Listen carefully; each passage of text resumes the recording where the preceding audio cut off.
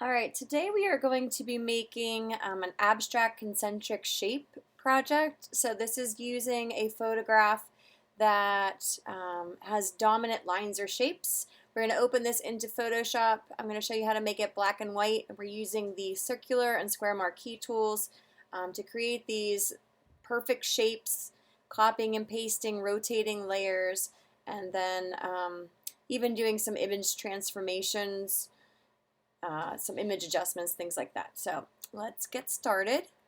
I already have a photo here on my computer that I want to use. This is a CR2, meaning it's a RAW file, it's just out of a Canon camera. So once I have my photo here, if it's a RAW, you just hit open and it'll send that photograph into the regular Photoshop screen. If you have a JPEG file that you're trying to use, you can drag that file right to the Photoshop icon on your dock, and that will open up that document as well. But for this demo, I'm going to be using this photo of the arch. All right, so the first thing you're going to do is you're choosing either your elliptical marquee or your rectangular marquee. And it doesn't matter, I would just stick to one or the other. So I'm going to choose the elliptical marquee tool. And what I'm going to do is select an area maybe that has some of the sky, some of the arch. I'm going to hold the shift key down to make this a perfect circle because we're trying to make essentially concentric circles, which are like a bullseye. So I want to make sure these are perfectly sized circles. To move that selection, I still haven't let go of the mouse yet. I'm holding down shift to make it perfect. Spacebar locks in that size and allows me to move this. You want to make sure that you don't draw your circle outside of the edge of your frame, so keep that circle. It can go right to the edge, but it has to stay inside that photograph. So I'm going to choose this section, let go of my mouse, and I'm going to copy and paste. So I could say edit copy, or you can see that's Command C, edit paste, Command V, and there is a circle on top of my photograph. So I'm going to take this circle and I'm going to rotate this around. So edit, transform, rotate, and I can spin this around 180 or however you think it looks kind of cool, whatever you want to do. I'll kind of 180 this. All right, so the next thing I'm going to do is try to make a smaller circle inside of this. So I'm going to use my elliptical marquee tool again. I'm going to hold down shift to make it a perfect circle, and I'm going to use spacebar to move that circle, and I just have to kind of eyeball it and make sure that it's just inside, like it's even all the way around. When I'm happy with it, let go, and I'm going to Command C, Command V, as in Victor, to paste. So now I have a little circle on top of my bigger circle. I'm on the right layer over here, and I'm going to rotate. So edit, transform, and rotate. I can spin it back to the original image to try to complete that arch, or you can totally make it more abstract if you want. You can kind of put it whatever you think looks good. All right, so I'm going to continue with this process here. Just keep making concentric circles inside. So again, my elliptical marquee, holding shift down to make it perfect, and the space bar to kind of move it. Copy, paste, and this time I'm going to show you a different way to rotate it. It's my preference. When you're on your move tool up in the option bar, you can check on show transform controls, and it will have a bounding box around it so that you can, if you have your mouse a little bit outside, it's a rounded arrow and you can just spin this on your own. Hit return to apply that change. I'm going to go back to my elliptical marquee, shift for a perfect circle, spacebar. And these don't all have to be the same thicknesses of circles. You can make some skinny or some wide. So copy and paste, and we'll spin that kind of back to how the photo originally was. Maybe I'll do one more in the center of that, and then we'll switch to a different spot.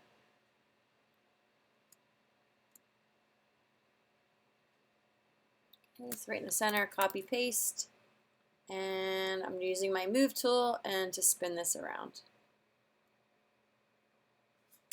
Hit return.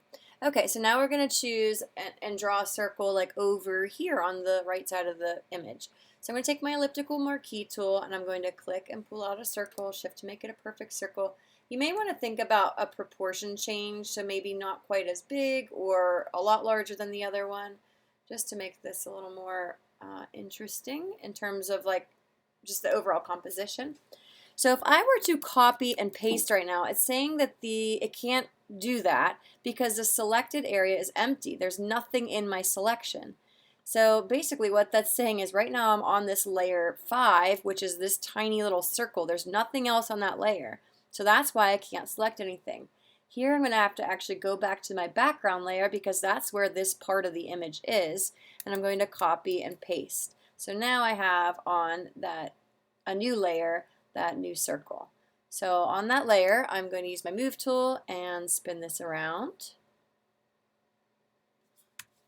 And just continue doing the same thing you were doing in the other place. So shift for a perfect circle, spacebar, so you can move this, kind of get it right in the center, and copy and paste and spin it around.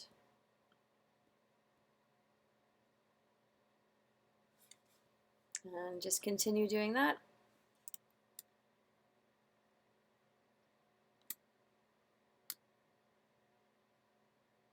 And we'll copy and paste.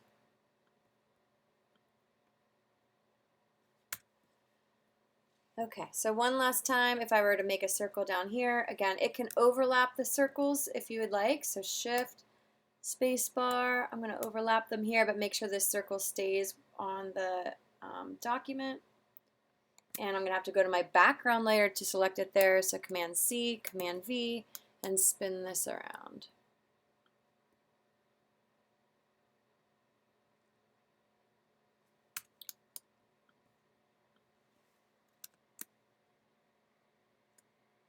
If it's hard to do the concentric circle here because it's harder to see your shape because it's underneath other shapes, you could always turn those layers off. Command C, Command V, so that way you can see what you're doing.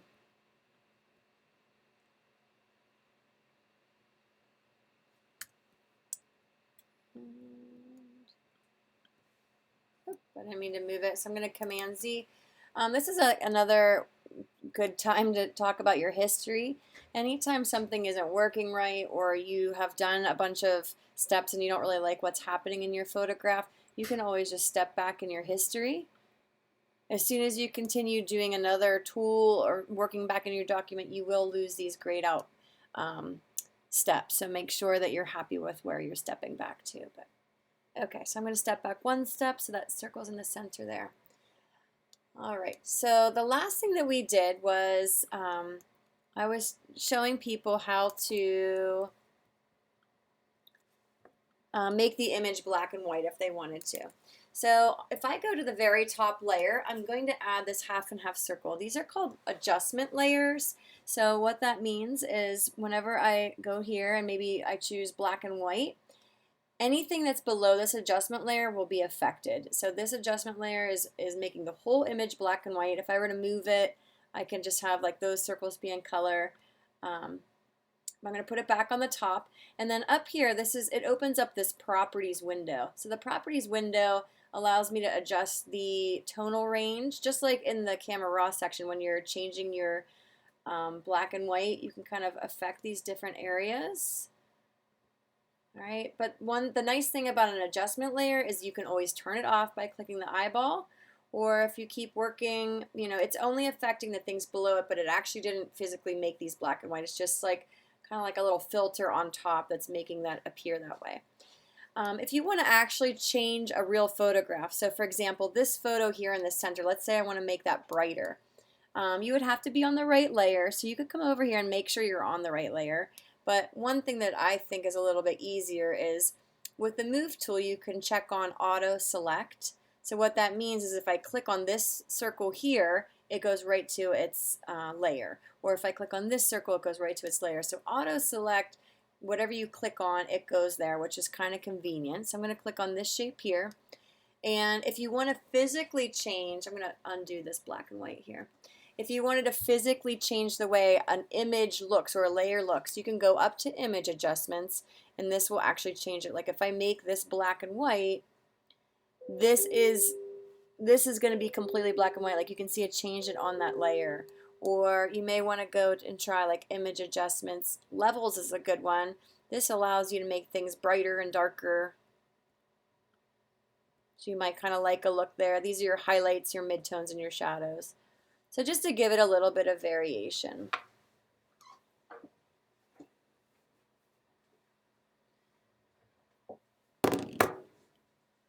Okay, and the last thing that we talked about in class was adding a little layer style to like the individual layers, maybe to make them appear like they're popping up off the page, like by adding a drop shadow. So if we are on layer 5 here, if I double click in the empty part of the layer, it'll bring up this window called Layer Style. It's the same thing as going to the FX in your layers palette. So these are just a list of those same things. So as soon as I click on Drop Shadow, it opens up this Layer Style window, and it checks on Drop Shadow for me, and this is highlighted. So now I'm in the Drop Shadow menu. So I can change like the opacity, how dark that shadow is. You can see the distance. I can move the shadow further away from the object. Size is like how crisp the edges of the shadow. So you can kind of play around with that. Even like the angle, which direction do I want the shadow to appear? So I'm pretty happy with that shadow. Now, rather than adding an effect to every single layer by hand, you can just copy this effect and apply it to these different layers.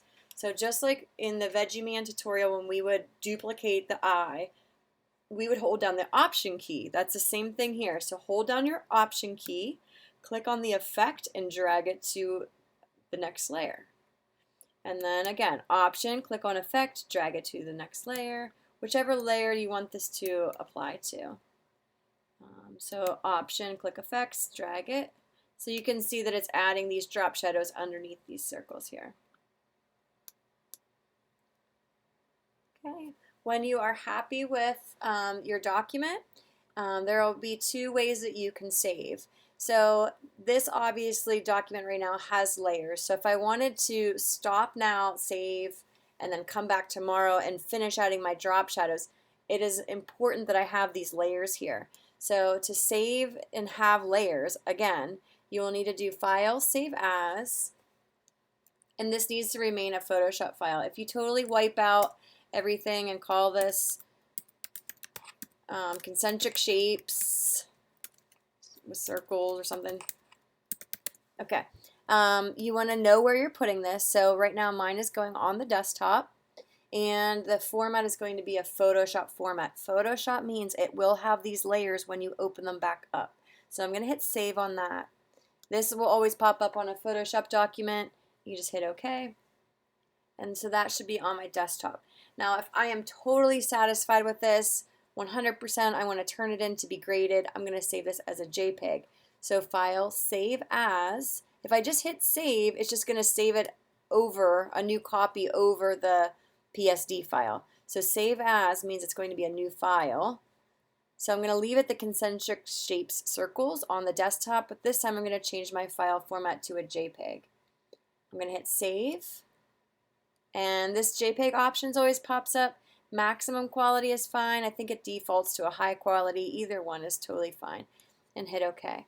So the JPEG file, here are my 2 images. So they look exactly the same, but if I were to open this one back up, let's close it here, just so you can see.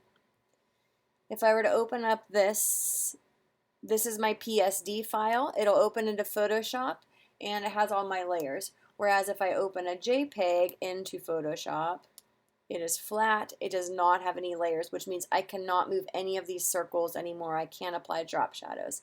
So JPEGs are good. They're flat. They're universal files. Anybody can open them.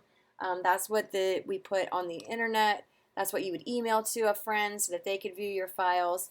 Photoshop files are nice working files that have layers so you can continue to do editing on your project. All right, thank you for watching.